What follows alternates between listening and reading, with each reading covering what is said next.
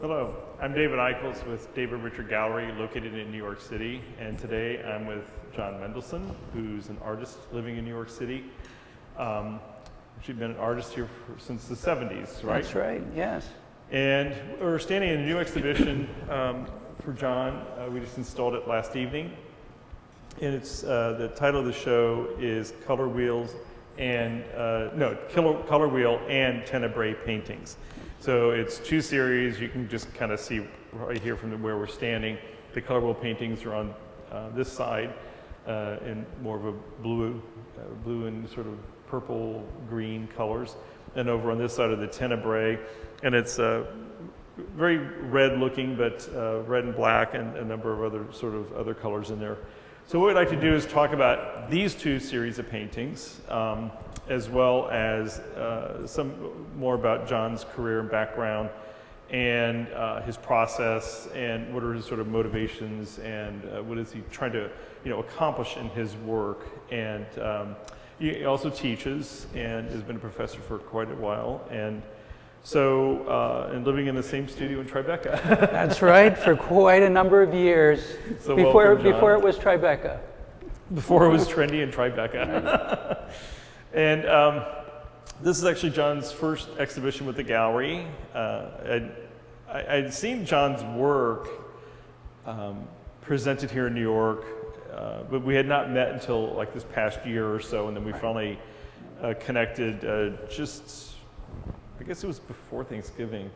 Mm-hmm. And I really liked a number of the series. It was kind of hard to pick and choose, but and we shuffled around what we were going to show, and because I wanted to have a robust look, but I didn't want to do a really sort of an in-depth sort of look or a retrospective. And so, but I really liked these paintings, and he just had kind of finished up this series, mm-hmm. So the timing is really good. And the series is comprised of 10 canvases that are 30 by 21 inches. And there are also a number of drawings. And then there are also, you can see in the back, some smaller paintings that are like, 12 by 10 or 14 by 10 or something. In that but range. There's much smaller, but they're also painted. And then there's also works on paper. Mm-hmm. And then the Tenebrae is 9 of these larger canvases that are 40 by 28. Right. And then a beautiful series of, they look just like the paintings. They're works on canvas paper. Yes. And it's the same materials, right? Yes, that's okay. Right. So they're just smaller right. Versions. They were looking like 12 by 10 or something? Actually 20 by 16. Oh, 20 by 16, like okay.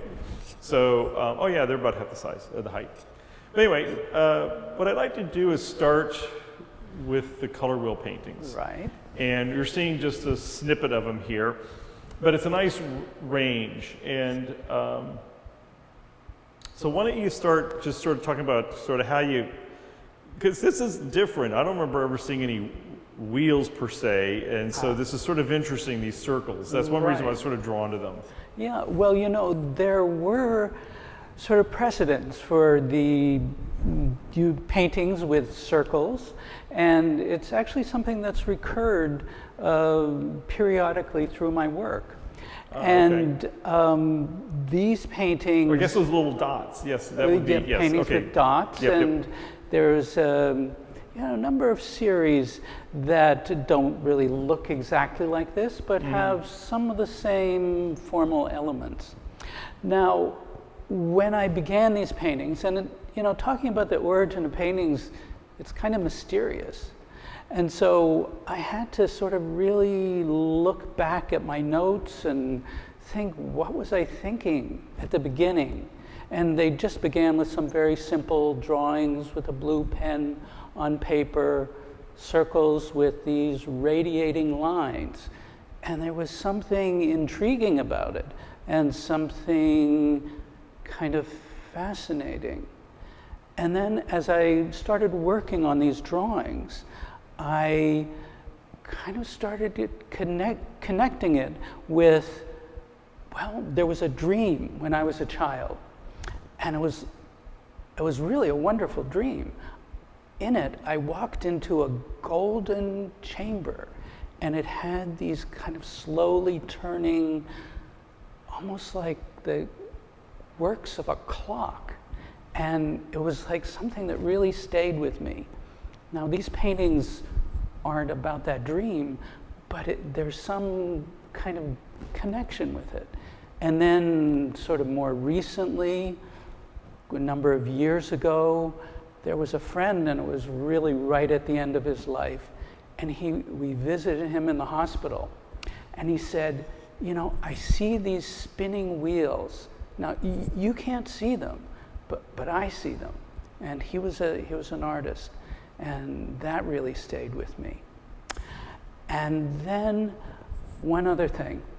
There was, at the Senior Center, where I've taught for a number of years art workshops, I was helping somebody paint flowers. Now, this isn't something that I usually do, but it was like these kind of, you know, the center of the flowers with the sort of radiating forms. So that was another thing that kind of I connected with. And I think some of the spirit of each one of these things is in these paintings, even though they are independent and abstract paintings and have their own kind of sort of psychic impetus, I guess. So. Well, I'm going to totally date myself now, but when you started talking about them, and it's not, you know, audience.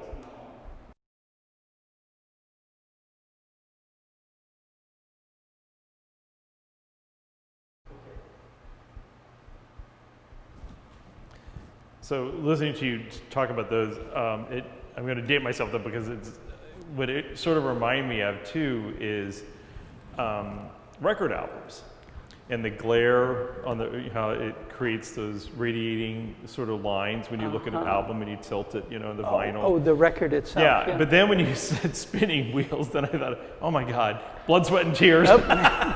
Right. In the late 60s and stuff.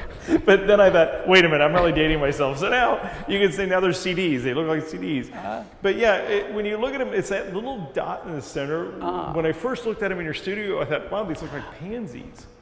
You know, the flowers, the little tiny flowers in the spring. Right, sure. But yeah, they do. They remind me of like the gears. I hadn't thought about that because it reminded me of something more mechanical, and they're like little sprockets or wheels or gears. So there's a lot going on, you know, or a lot of different ways you can look at these paintings, and in terms of what they sort of emanate. But what I find intriguing about them is, as we said last night, in picture, I was more drawn to the ones that are a little brighter, much brighter than these here. These are some of the slightly darker ones. But when these were revealed, I thought these were very seductive. And they have this wonderful sort of mattness about them, and they're very deep. And I think these are the ones you sort of referred to as you were sort of more meditative and sort of calming. And I definitely get that. I mean, there's like this Yves Klein blue, you know, feeling about them. And you said ultramarine. So the colors are beautiful. But what I like about this series is people can look at them online and see all of them, but they work great as a standalone object, just themselves, just a standalone painting. But they really do look extremely nice clustered. And not necessarily with similar palettes, but mixing them up, it really gives sort of this interesting dialogue between the colors.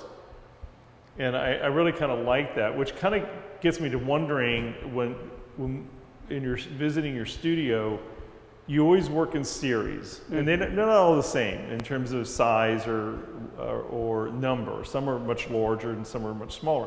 But by and large, they don't seem, well, in a way, I guess the question is do you think of yourself as sort of a systemic painter?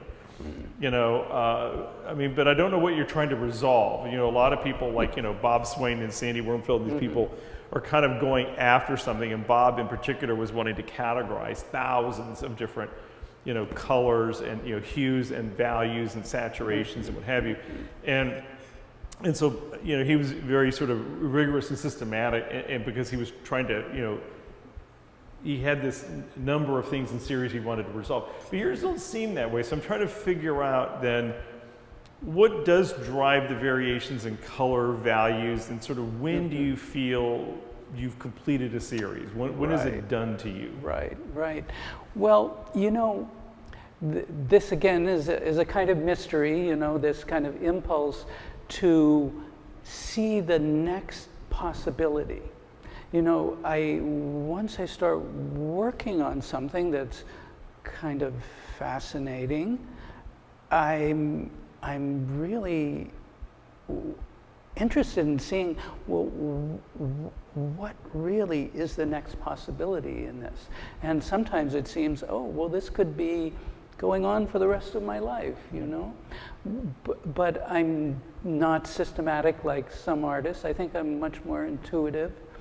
And this, working in this way and seeing these paintings here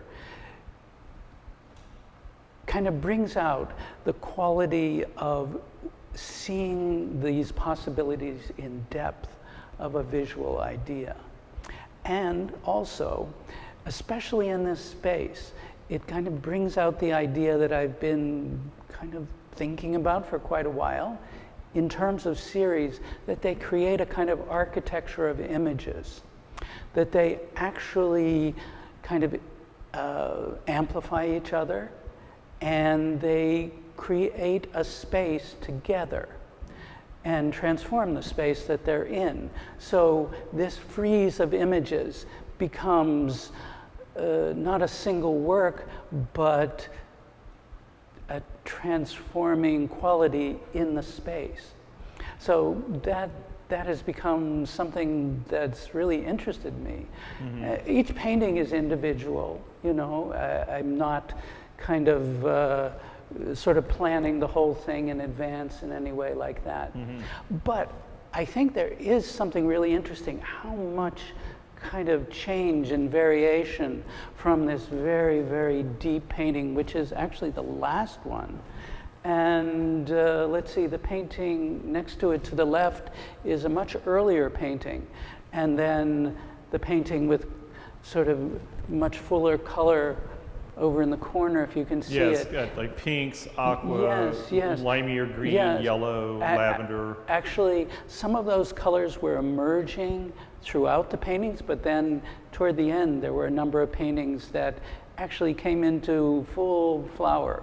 So in this way of working, there is a real range and a real range of possibilities. But within a painting, it seems like you keep the values consistent within a painting. Well, it's kind of interesting because that is true. There's this kind of sort of tonal way of working. A harmony, a tonal harmony in each painting. Within an individual painting, but between paintings, you have varying degrees of saturation and sort of, you know, tonal values and sort of vibrancy. Yeah, but then, you know, in these paintings, say like the one in the corner, the one in the middle, there are these kind of flaring of sort of much higher values and much lower values, and these centers are these real concentrations of value, dark, you know, sort of vortexes almost. So within this kind of tonal consistency, there are these kind of wild and they digression. And because of that coalescence in the center, you know, when you're from afar, when you're up close, you don't get the same effect. But you know, when you're from further back, it also, and I have two thoughts about this. It definitely creates a modeling effect. So you get this dimensionality. You know, there's this spatial depth happening. But I think part of what happens too is, whether you intended it or not, what ends up happening is that these radiating lines coming out also are very much like activation elements. And so it sort of triggers your eye, it seems like a little bit, where it sort of helps with the power of suggestion, you know, of the fact that there may be more illusory space or depth there than there actually is in that flat plane. Right. And you know, this goes to what we were talking about, these sort of optical qualities that kind of keep recurring in my paintings, and that kind of hint of dimensional space or falling into space is something. Well, these phenomenon are something that kind of arise from the process of painting, as opposed to, well, there's a plan to create this projection or this kind of falling into that space. So it's kind of interesting, and it's very much in the spirit of how I've been working when we talk about the Tenebrae paintings. I think we'll touch on that as well. Yeah, because there's in other of your works that, you know, eventually we'll show more of these, where you do play with different materials. You know, it seems like you do. Well, first of all, one of them is it gives you different materials, allow you different ways of exploring color and structure, which is kind of what you like to do. And then, and out of that, like you said, you get, I'm thinking of like those ones with the bubbles. Bubble wrap, yes. Yeah, they look pixelated. Well, they are inherently because of the dots. But they also have this topographical feel about them. You know, where they, and again, it's probably that push-pull of color. It's, you know, where you play with, you know, sometimes lighter values, darker values, so you get this sense of like depth, different, you know, varying depths or undulations or something happening in those. Right. And again, those are in series, and you have these different sort of variations. So it's something that you whether you do it deliberately, or if it's just even sort of, it's subliminal with you, it seems like it's something that you like to play with whether it be with color on a flat surface or textured materials. It seems like you're always sort of gravitating towards how does color respond in different ways with these different surfaces, because then the light interacts differently. True. And actually, I think in these paintings, these color wheel paintings, it's the paint itself is kind of used in, how can I say, a sort of spatial kind of way, you know, that it's actually all these touches of the paint that are creating this kind of blurring, this kind of coalescing in the center, this kind of radiant quality. And so instead of using a material like bubble wrap or colored sand like I have in the past, it's actually the paint is doing that kind of thing. And it was kind of interesting, you know, I had shown these paintings from about 15 years ago, I think it was last winter, and by looking at these older paintings, it kind of reminded me of what paint could do in this way. So you're talking about the movements, the movement paintings that were in shoals? Yes, the 6 movements, and they had some of that kind of translucent quality of the paint that created that visual movement. Yeah, no, those are great paintings, and that's actually kind of when I was really struck by those on Instagram, I think, or something. I forget how I see it, but he comes in all the time. The guy that runs that. Renee. Yeah, he comes in quite a bit, and great, so great. So I try and kind of track with what he's doing, and I really like those works. And then that when we were at your studio, though, you also have these other ones that I really like that you just recently had. I think it was in a building lobby or something for about a year, and the ones that were with the where you squeegeed them. And they were yellows, reds, and that's a huge series. It is. And those are quite stunning, and the way you had them, you know, exhibited, I thought was really kind of interesting. And I think that's what I always like about series, where an artist is really disciplined within a series to experiment. It's always a lot of fun to exhibit them, you know, because there's so much variation, and then you can do so much with them as a collector, or if you're curating a show, in terms of how you space them, in terms of proximity or distance from one another, how you cluster them together, and then they become like vignettes that have their own sort of personality or sort of narrative when you start aggregating them. Well, which is one of the great things about showing the work here, and thank you. Oh, you're welcome. It is an opportunity to see them in a space that's really perfect for them. You know, it's sort of like these paintings kind of sort of fall into this space and activate it. And the way we're course. positioned, people aren't going to be able to see it until they look at the installations, but basically they wrap around. And so we have these little alcoves and turns. Right. And what's nice is the series just continues and goes around. So when you look at it from different angles, you know, you'll see parts of some things and parts of others and not everything. And then they read very differently, and you have a different reaction when you go around the corner and see the next thing. Right. And so, are you familiar with Tadaki Koyama? Yes. Yeah, well, Tadaki loves series. You know, he loves these very expansive series. Right. And what he loves is the interplay of the light, even though they're very, very similar and very little subtle variation between them. But the way the light, when you show them as an installation, is so different as you move through the space and you look at it from different angles and different proximities.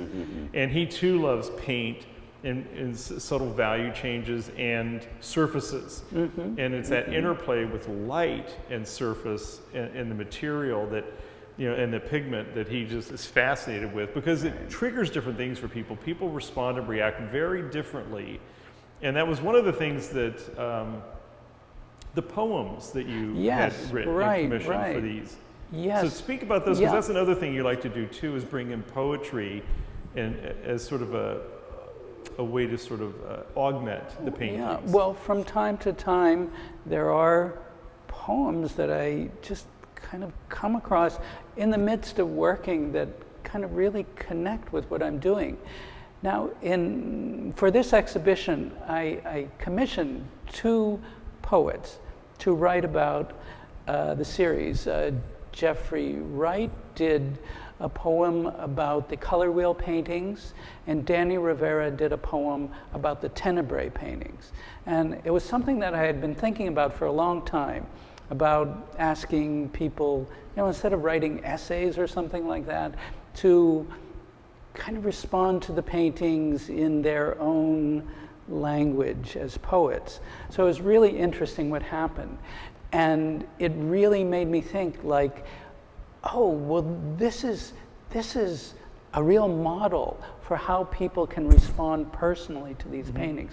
Because it wasn't like they were sort of kind of being like art critics or something like that, or they were actually kind of responding in a way that allowed their feelings to emerge through looking at the paintings. So Cyphers Wright kind of had this really interesting kind of approach. He wrote about them as kind of transporting. You know, he says sort of there's this imaginary space that he enters into. And then he kind of like wakes up from it. And he says, now we're actually here. We're, you know, sort of this imaginary space kind of dissolves away, and we're right here, and life sort of forms around this open space at the center of these circles. And I thought it was really interesting how it kind of evoked both qualities in the paintings, this kind of transporting quality and the real kind of here we are in the present quality. Is that, when you talked about a sort of a continuum and what have you, did you think about that before he wrote that, or is that something you sort of acknowledged and pondered after reading what his reaction was? The When you talked about these sort of like, time and sort of this, continuum and notion of these particular series, this series. right. Was that something that was already sort of in your mind and Well, those two qualities were in my mind Oh, because okay. because they seemed, to have this very kind of sort of very real, like you can see everything in the painting. It's not, there's nothing that's hidden. The actual kind of strokes are visible. And at the same time, there's this kind of quality that takes you somewhere else, through the color and through this kind of radiant quality. And when Danny Rivera was writing about the Tenebrae paintings, it was kind of really something because, he sort of touched on the sort of earthy, kind of mineral-like quality, the topographical quality, as if they were geology. And then he kind of sees them as kind of music and sort of flowing and this kind of musical quality. But then at the end, he says, there's this void that's opening up. And it's this darkness, I think he's referring to, but he connects it with the space both in music and the space between people, this kind of void between two people. So I hope you get to read these poems, but I thought it was a really good way to sort of encourage people to look at the paintings in a very personal way. Right. So, Well, and that's what Tadaki had always commented on, was he felt like there was an individual, even though the paintings all, are reductive and very minimal and very sort of, elegant and sophisticated, they have a very personal read to each person, but they're also so site specific, depending upon where they are, natural light or the type of, man-made light, or sort of your distance, what else is happening in the space, and that's what's really interesting. That's why he and you're not being evoked by imagery per se, right. or a big range of color. It's subtle things that make them change and shift, and that's why he likes metallic and materials, different materials that have this sort of reflective quality. The other thing too that it sort of evoked, it made me think about was Leon Berkowitz. Did you know Leon? Yeah, I know Color that, Wheel painter from DC. Leon, and we represented his estate for years, and I just loved his paintings because they were so ethereal and just so seductive. But Leon loved color and felt the color was they had a transcendent quality, and he always wanted to not paint color, but he didn't want people to look at color, but he wanted people to look into color. And so that's why these remind me a lot of Leon's, because they have that very seductive matte surface that sort of evokes something beyond. Like you're looking into something, like this is a view into a portal or a view into somebody's soul, and so Leon thought that color had that quality, and I think many artists would agree. Right. There's something about certain colors that is just very triggering to people, and so I think that's why those have an interesting effect on me, even though I tend to like paintings with more color and vividness and brightness. But I think there's something about these I find, really quite interesting, because it's a more subdued palette and there's less variation or contrast within the paintings, but yet there's something very interesting happening within them. So, but no, I think color is one of those that I think there's still so much to explore. It's true, and it's kind of interesting in this exhibition to have two really different color palettes, that you can see both independently and then see together. It's sort of like a kind of real shocking juxtaposition but it's great. It's great to be able to see. When I them. think on the tenebrae, we should sort of shift to that. I mean, Yes. these are very stunning. You had a couple of these up, I think, or had them leaning against the wall, and I loved them immediately when I saw them. And because I like they're very abstract. You know, there's nothing really representational per se. To me, I saw a lot of textile and like thread or, you know, like this one where they kind of like sort of a real thick sweater, you know, and when they have that channel sort of weave. And the shirt you're wearing actually is very similar because the I picked palette. it out on purpose. Oh, kind of feeling. Oh, this old thing, I just threw it on, you know. And so, but you should talk about the tenebrae, the word. Yeah, it's sure. very interesting. And then in the writing, you know, you had done the musical aspect of it as well. True, So you should, you know, talk about what the word means and its origins. Sure. Well, these paintings are from 2014, and you know, I began them with this kind of sense of movement. And for quite a while, the paintings that I've done had this kind of different kinds of movement. And so these are falling and descending and flowing. And so when I started them, that was the original impulse. And I had done a series before called Descent, which were kind of had that movement, but were much lighter and filled with light. And these were emerging to be very dark. And so when I was in the midst of them, I came across this kind of musical composition called Tenebrae. And it's music for an Easter service. And it kind of like was, well, I'm in the middle of these paintings and it's sort of starting to tell me something about the paintings.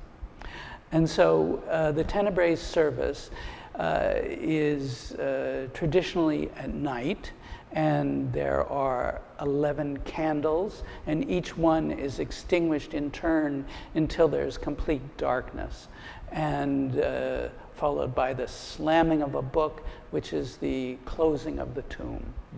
So I'm in the midst of these paintings and thinking about this musical quality, you know, of these compositions, which range from very traditional Renaissance polyphonic music to, you know, composed music and a whole range of kinds of compositions. So as I'm working on these paintings, and I found out that tenebrae means shade or shadow, and so In Latin. And so this is all starting to make some kind of intuitive sense. Excuse me. So the paintings began with much lighter paintings, like that one over there, the nearer of the two.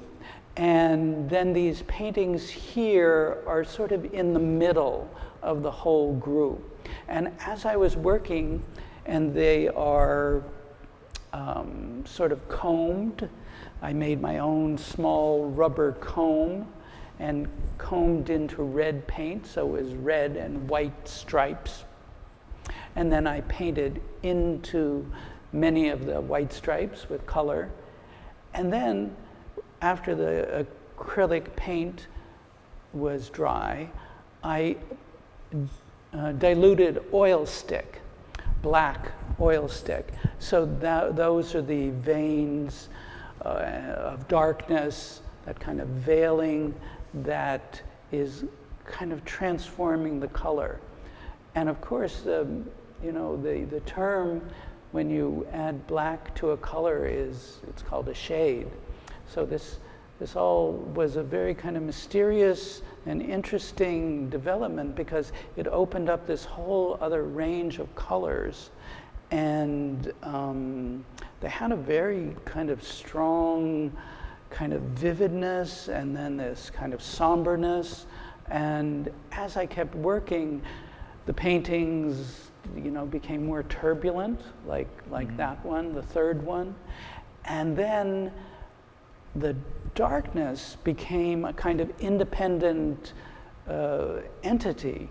It's sort of like in the one on the far right, it, sort of becomes visible in itself.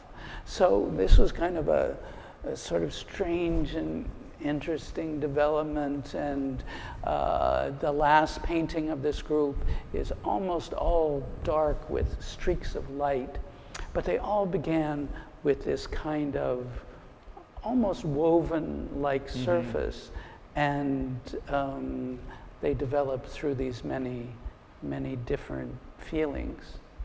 So, are you familiar with Julian Stanczak's work? yes, sure.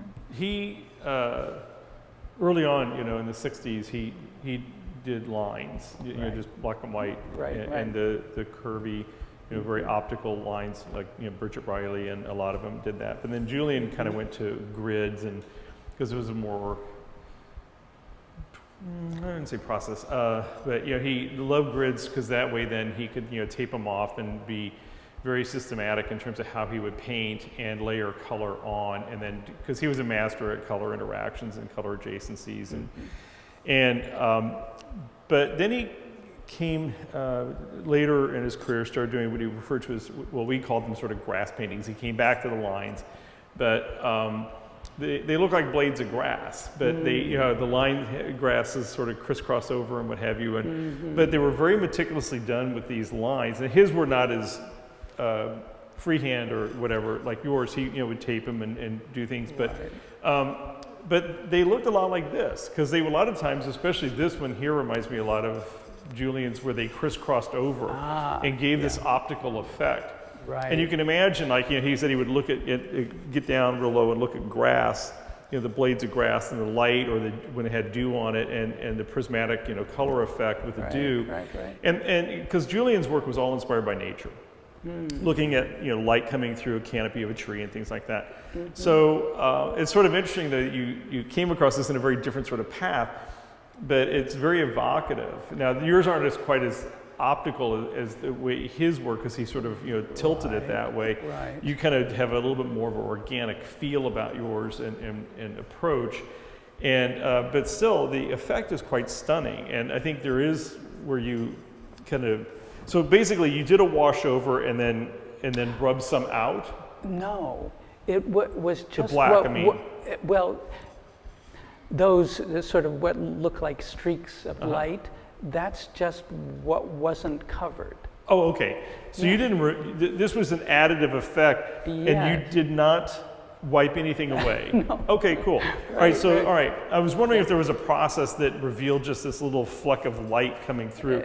This one's really a really great painting. I like it the way that you have that light and dark and this sort of emergence coming out of it. But kind of like Twizzlers. Right. But no, they're very strong, and I think they're really moody. It's kind of interesting. They kind of go from this sort of,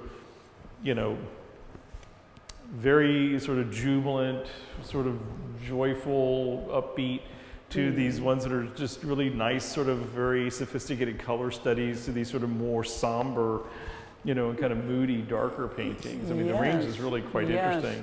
And there are there are really a number of them that have that very sort of dense and impacted quality of darkness.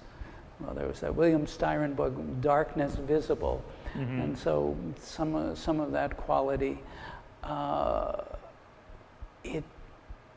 You mentioned something about the dimensional quality in the color wheel paintings. Yeah. So I think these have dimensionality as well. They definitely. do. They do. All of your work does, I think. And it's just kind of emerges from working on it. But part of it is it kind of creates almost folds. And these paintings, you know, even though they have this kind of regularity, there are all these anomalies, sort of interruptions, and sort of moire patterns start emerging, and this kind of folding and creating sort of veins of darkness. So I think I'm interested in this, something that might start as something regular, and then these possibilities start emerging from it that are really unexpected and unpredictable. And so, yeah, one thing about that is, you know, I've had the feeling that, you know, paintings are kind of like an oracle. You know, you ask an oracle a question, and then, you know, it gives you an answer, but it's not really what you thought you were asking. You know, that's the unpredictable part of it. It's like telling you more than you thought you wanted to know. And so I think paintings are like that. You know? There's also, I don't know if you think about it or not, but I'm trying to think back at some of your other paintings. There definitely is also a sort of a, you seem to like pattern. And I wouldn't call you a pattern painter because your patterns are not that rigorous, and you know, and your color choices are not. You kind of have an intuition. But when you talked about that sort of, like sort of a hiccup or just something sort of happens in the painting, and some people like Gloria Klein purposely would create a hiccup in the mathematical equation that she had that was giving the algorithm, just because she wanted to kind of mix it up a bit and create a little bit of a hiccup. Other people were pattern painters, much more rigorous. It's very binary. It's like this, it's this square, therefore it's that color, you know, and it's just, and it's a very rigorous pattern, you know, following, you know, different things like Fibonacci or what have you. And so, but it's like you get like a rhythm going. So I think there's more of a musical sort of aspect or influence, you know, because of the way you sort of, you know, this intuition that takes you down these different paths using a similar construct. You know, but there's variations, not only just in like these we just talked about here, these look like you've created these things where they sort of cross over. None of these really cross over, you know, and then you have these where you decided you're going to go in and have these sort of washed over areas, and so, but there's like a periodicity or a regularity about it, but not dogmatic. Well, you know, when you mentioned earlier about things that might have influenced me, that kind of thing, you know, quite a while back I saw this great exhibition at the Jewish Museum. It was the Goldman collection of textiles, and he had collected a lot of ikat textiles, which you know, in different cultures, Turkey through Indonesia, well, it's a sort of weaving where the threads are dyed before they're dyed in patterns before they're woven. So it has the effect of kind of creating this blurring within the sort of pattern. It's kind of amazing. And so I thought that was a really interesting thing. I mean, I guess it connected with what I was interested in or what I was working on, but it has that regularity and that surprise and unpredictable quality as well. Yeah. So there is some of that, and I'm finding my way. Yeah, and usually in that technique, there are some other artists who will do that, where they create an array, and it's a consistent array, but then they use it and they sort of move the work around to create these sort of undulating or moire type patterns, and that's also with these weavers. A lot of times that is all dyed with a pattern, and then how they and then they go in, and so it's like pattern with pattern. And so, yeah, it's again, it's another patterning sort of a tool.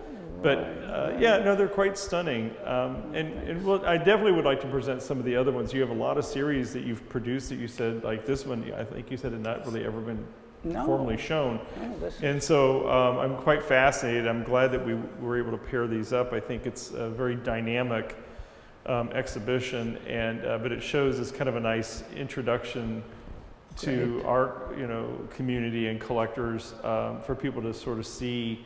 And people are quite taken. I mean, a number of people have already just sort of strolled through some different artists today, in and out. And everybody's sort of like, wow, who's this? What's this? You know, sort of thing. So, so I always kind of like that, and introduce people to, your work is very near and dear to my heart. I love color, and I like geometry, and I like,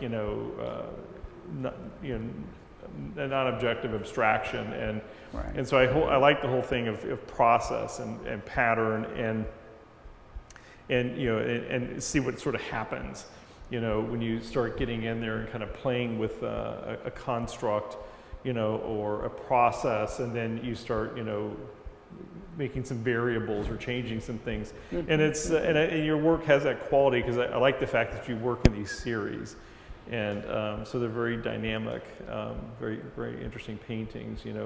It's sort of like a little curation within, each series is like this curation, and there's this nice relationship, and you see this flow from one to the other. So it's fun to sort of see them together and collectively. But I like also pairing them off in different ways as I think about them. In that regard, even though these sort of exist as these 10 tenebrae paintings, I, sort of seen them in different configurations, like this group. Yeah, this particular in itself is a way to see these paintings. And that was sort of nice about this space, because it allowed you to kind of curate sort of 3 different vignettes of how they, were together. I mean, imposed with the limitation of these architectural elements. But that's what I like about this space, is it allows me to curate things very differently, with the way these walls are sort of configured. But, well, this has been great, and I hope people can see the show in person. We're standing way far apart of each other because we're still trying to watch the pandemic here in New York. But the show's up for a month. I can't remember the exact date of the ending, but it's in February. The 12th. 12th. Yeah. And but it's online, so we'll have this discussion, which I find very helpful, and a lot of our collectors and people who track us have really been enjoying these artist discussions. It just allows them to kind of get to understand sort of what's you and what's behind your work. But we also will have very detailed, images of everything. I also then, Yao is going to be photographing this. We'll have lots of installation images for people. We're also going to do videos, so that it's like a virtual tour for people. And then I also go through and I do short little 30-second videos of every painting, and I also do like a more detailed 1 to 2 minute video of every painting. So people can experience this if they can't come in person. We have a lot of different ways, and these things are on our Instagram feed and on the website and Instagram and Facebook and what have you, and a YouTube channel. So these videos will be on YouTube. So anyway, for people during the pandemic, and even after the pandemic, I'm going to keep doing it. I think it's a great way to document the exhibition and the work. Because then once it's sold, then that way we'll have the video, we'll have the images, installations. It'll be a nice record and documentation, of the work, even as people buy it, and it ends up in different collections. But thank you, and I really appreciate you visiting with us today, and I really appreciate the work. Well, thank you. This has been great. Thanks. Thank you.